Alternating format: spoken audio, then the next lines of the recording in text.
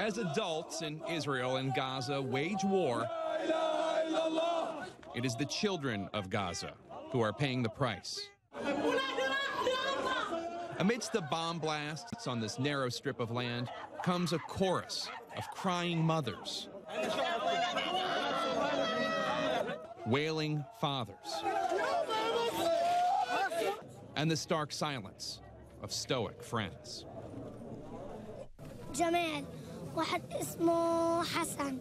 All that this young survivor knows for sure are the names of his playmates who were killed. I saw a boy all cut up right here. Over there, a man, he looked dead. And I saw a boy who was dead too. Sadly, his experience is shared all too keenly by children in Gaza. The world is waiting, and the world's patience is wearing thin. Another school in the Gaza Strip has been hit. More innocents are dead. The news video playing around the globe and inciting more anger. Meantime, more tunnels are being found leading to homes and businesses in Israel, indicating what was planned for those who live in the Jewish state. This while Hamas breaks ceasefires and lobs more unguided missiles at their enemy.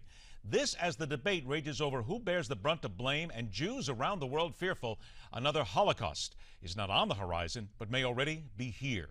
Welcome to the arena, the president of the American Freedom Defense Initiative, Pamela Geller, and the editor-in-chief of the Levant.com, Catherin Shakdam. Ladies, thank you so much for joining us here today. Thank you. Thank you for having me. Pamela, I'm going to start with you first. Despite the fact that Israel has every right to defend itself, and despite the fact that they are going after those who are fighting against them and looking to kill them, let's be very honest here, Hamas, does Israel not take some responsibility and need to be more careful in making sure they are not killing children and civilians, which seems to be, and no, let me say this, which is what is turning the world against Israel at this time? The world was against Israel. The media is fictionalizing this entire conflict, this war against the Jews. The media, the TV, the newspapers never show the suffering of the Israeli people. They never show the families in the middle of the night sleeping in bunkers.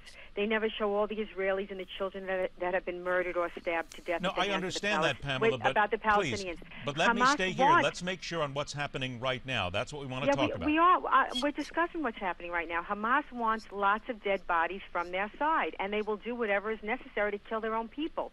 When Israel drops leaflets warning the civilians to leave because they're going to take the rocket launcher out of their living room, Hamas beats them. There are videos online. You don't see the media, ABC, NBC, CNN, running the videos of Hamas beating people trying to leave. So this idea that it's Israel's doing everything in its power. It is the most moral army on the face of the earth. But would it behoove Israel not to be more careful? Yeah. Well, how about if they don't stockpile weapons in the UN schools? The third school was found this week stockpiling weapons.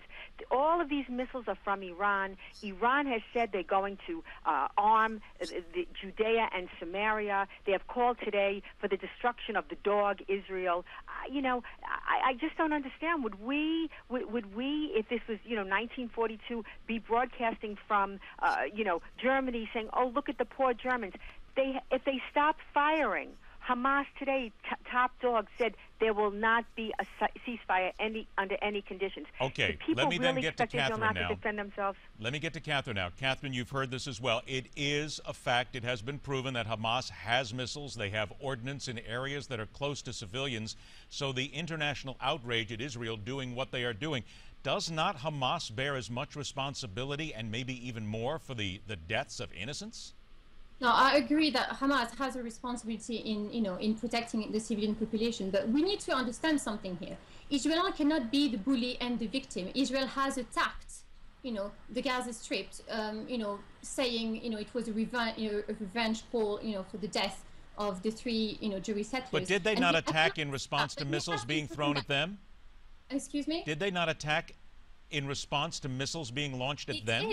Yeah, but you have to understand something. Under international law, Gaza is actually an occupied land. Therefore, Israel does not have the right to attack the Gaza Strip because the Gaza Strip is protected under international law. Now, you have to understand that Hamas, regardless of the horrors they have been committing, and I will never, ever condone, civilian casualty, you have to understand that for the people of Palestine, the Hamas are actually freedom fighters. You need to understand that the people of Gaza need to resist. Israel needs to carry a responsibility here that it has created the monster that is Hamas. Because of the brutalization, because of the narrative of hatred, because of the apartheid state, Palestinians have been brutalized for decades. They have been unlawfully arrested. Children have been taken away from their homes. People have been shot. Children have been burned alive in Jerusalem, for heaven's sake, and no one is talking about this. And I do sympathize with, Israeli on the ground that are suffering from Hamas shelling. And I do empathize with those people because they do not deserve the fate that has befallen them. But you have to understand as well that Palestinians have not asked to be bombed and attacked.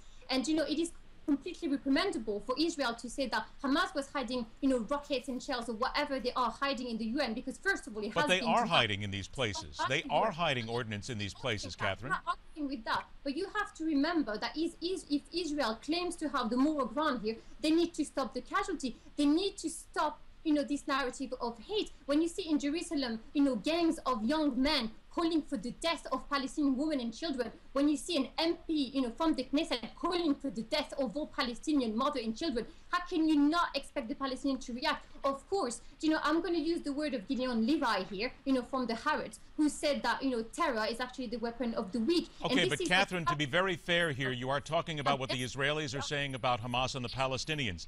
Hamas has fired back, and there are those on the Palestinian side who have also said that they want the destruction. There are those who have said the leader of Hamas has said he will not recognize the Jewish state. There are those who say that they will fight until every last Jew is dead. But again, Israel is playing in the hand of the Hamas because this is exactly what they're waiting for. They want to, to become the martyrs, and they want Israel to attack and kill more children so that people will come and follow the narrative and will fall into their arms. This is what we need to be fighting. Okay, Israel wait a minute then. Let me get that to Pamela then. Pamela, is that Israel just being goaded and playing right into the hands of Hamas then, as Catherin just indicated? Right. Firing rockets at schools is Israel being goaded. This is such a ridiculous conversation. Everything she says is nonsense.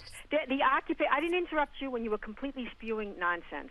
The occupation, excuse me, there's not an Israeli toenail in Gaza. They withdrew unilaterally. Who can forget the Jews being dragged from their homes, unilaterally withdrawing from Gaza? And what did it become? Israel withdrew for peace, and what they got was a terror state in the heart of Israel. That's what they got. As far as marches, screaming for death, honey, that's Iran, and that's in the Muslims in Paris, and that's the Muslims in London, and in New York, and in San Francisco, calling for the death of the Jews. This is a genocidal aspiration. It has nothing to do with land for peace. Israel withdrew from Gaza, and what did she get? She got a rain of rockets, tens of thousands of rockets, and they didn't go into Gaza because 3 Jewish boys were kidnapped from a school bus stop and murdered. After the boys were kidnapped, then the rain of rockets began. Do you really expect Israel to do nothing? It's funny, but it's not. After World War II, everybody said, oh, the Jews, they stood by, they didn't do anything. Now, when the Jews are defending themselves, oh, the Jews are defending themselves. There's not enough Jewish deaths. Okay, here we go. We only have 2 minutes left, and we need to get this in here right now. Catherin, let me throw it to you right now because, again, we only have 2 minutes left here, and there are those who are saying that why aren't the Palestinian people doing everything they can to separate themselves from Hamas, drive Hamas out, stop them from throwing... I understand that. Hold on, Catherin, but why then are the Palestinian people themselves not seeking to get Hamas out of their lands, out of their homes, and to at least try to create a peace if they have a group that is there killing their own people? Okay, first of all, when it comes to, Jewish criticism, your own people, and I'm sorry to say, people from the Neturei Karta, Jewish Orthodox, I had an interview last week with Rabbi Meir Hirsch, who, profoundly denounce what Israel is doing onto the Palestinians.